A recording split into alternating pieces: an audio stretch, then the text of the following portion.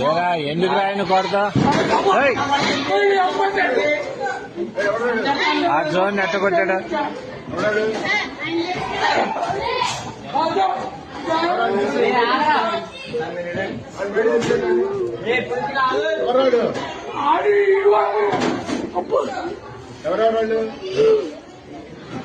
ఏరా దేనికి రా విధానం ఏంటి అసలు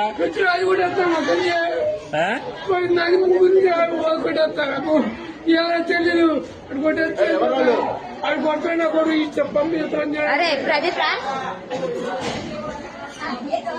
ఎందుకురా విధానం అట్లా కాదు అసలు తప్పు కదా.